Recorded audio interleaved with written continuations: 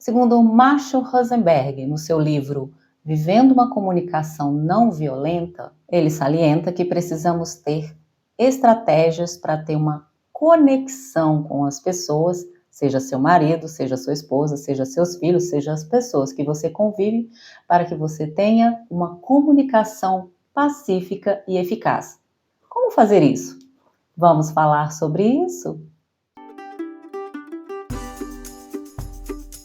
Marshall Rosenberg, no seu livro, salienta que todos nós temos sentimentos comuns e que esses sentimentos muitas vezes estão ligados a necessidades que cada ser humano tem. E ligando esses sentimentos às nossas necessidades, muitas vezes nós reagimos a uma comunicação, seja ela violenta, seja ela pacífica. Quando dizemos violenta, não quer dizer que seja uma comunicação com agressividade, com alguma coisa relacionada à agressão física. Não, mas é falando de uma comunicação em que muitas vezes as pessoas exprimam sua raiva, suas frustrações, sejam mais enérgicas ou fiquem mais exaltados, e aí onde acontecem muitas discussões. E ele salienta que quando as nossas necessidades não são atendidas, muitas vezes nós reagimos assim. Ele salienta também que quando as nossas necessidades são atendidas, despertam em nós sentimentos bons, como alegria, satisfação, contentamento, e isso nos causa uma comunicação mais tranquila, mais empática. Mas quando as nossas necessidades não são atendidas, os sentimentos que despertam são a raiva, a frustração,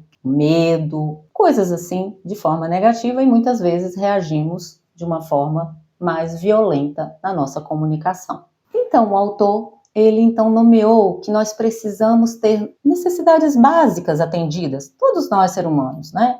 Pais, filhos, mulheres, homens, adultos, crianças, e essas necessidades básicas, ele listou como autonomia, que é quando nós temos a necessidade de ter os nossos próprios sonhos, ter as nossas próprias metas, alcançar nossos próprios objetivos. Ele também falou da necessidade de celebração. Celebrar quando as nossas metas são atingidas, quando os nossos sonhos são realizados e quando ficamos satisfeitos com os resultados que nós obtivermos. Ele também fala da necessidade de integridade, que significa a gente quando tem o amor próprio, significado na nossa vida, que nós somos autênticos com os nossos sentimentos, com a nossa personalidade. Também a necessidade de interdependência, que é aquela necessidade de convívio, por exemplo, aceitação, apreciação, de empatia, de ser respeitado, de ter apoio e de ter afeto. Ele também fala da necessidade de cuidados físicos. Quando somos cuidados pelo nosso corpo, quando saciamos a nossa necessidade de alimentação, de descanso, de abrigo e outras coisas. Então, o autor, ele expressou que as nossas necessidades precisam ser atendidas para que sentimentos nossos sejam aflorados, para que possamos, assim, ter uma comunicação mais eficaz, mais respeitosa. Ele fala que para nós termos uma comunicação que possa alcançar o objetivo que a gente espera, para que as nossas necessidades sejam atendidas e as necessidades do outro também, precisamos fazer algumas coisas para que essa comunicação seja mais eficiente. Ele fala, por exemplo, que para resolvermos conflitos, nós precisamos ver além das palavras do outro. Entender que muitas vezes, quando ele fala, ele está falando de uma necessidade dele e que muitas vezes não é expresso assim qual é essa necessidade, mas que é importante nós termos um olhar empático para perceber o que aquele outro quer falar, mesmo que ele fale de uma forma que não nos agrade muito, mas precisamos entender qual é a necessidade dele que não está sendo atendida. Ele também fala que nós precisamos verificar se a comunicação foi bem entendida. Por exemplo, quando falamos alguma coisa e a gente acha que o outro entendeu como nós estamos nos sentindo ou como nós estamos querendo que ele reaja, e muitas vezes a outra pessoa está entendendo de outra forma. Então é importante que você peça para a pessoa repetir com as palavras dela, para que ela mostre para você se realmente entendeu como você gostaria que ela entendesse das suas necessidades. Você precisa também entender que você precisa oferecer empatia. Mostre para a pessoa que você entende o ponto de vista dela e que você também quer que ela entenda o seu ponto de vista. Você também precisa usar uma comunicação assertiva e positiva. Por exemplo, não adianta nada dizer: "Ah, você sempre deixa tudo bagunçado", ou "Você só faz isso toda vez", ou então dizer coisas como: "Eu não entendo por que você faz isso toda vez". Não diga de uma forma negativa, mas diga aquilo que você quer que a pessoa faça de uma forma positiva. Diga a ela: "Eu gostaria que você fizesse desta forma. Eu gostaria que você agisse desta maneira". Por exemplo, vamos dar um exemplo básico.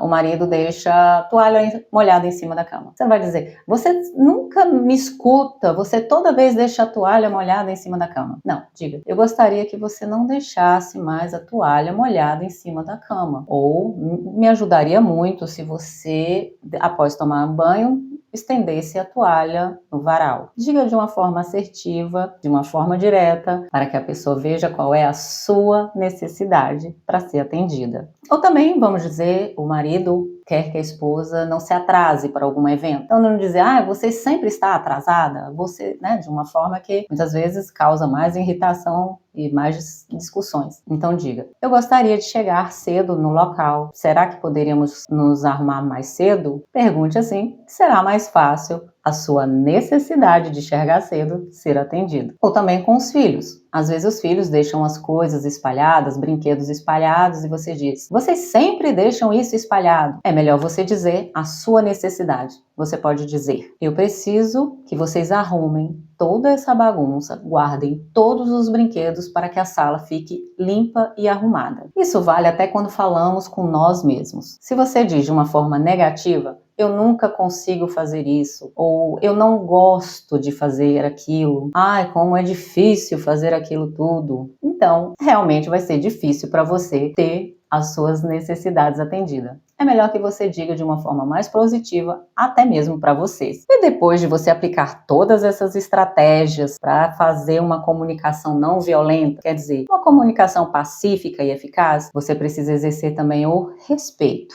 Isso significa que é importantíssimo você respeitar a reação do outro, porque muitas vezes não é a reação que você quer. Por exemplo, quando um outro fala um não para você, não quer dizer que aquele não é porque está entrando em confronto com você. Não. Muitas vezes o não da outra pessoa é porque o que você quer não está atendendo à necessidade do outro. E daí, isso o impede de dizer um sim. Então é importante ter respeito ao conversar com o outro. Você precisa ver a necessidade dele e ele ver a sua necessidade, e essa forma de respeitando as opiniões, os desejos e as necessidades de cada um, vocês possam entrar num consenso e assim estabelecerem um meio termo para todos, que seja bom para você e seja bom para o outro também. Então, segundo o autor, é fundamental que na comunicação nós podemos atender às necessidades de todos ali naquele meio, naquela comunicação. Por isso, relembrando, ele diz que é importante que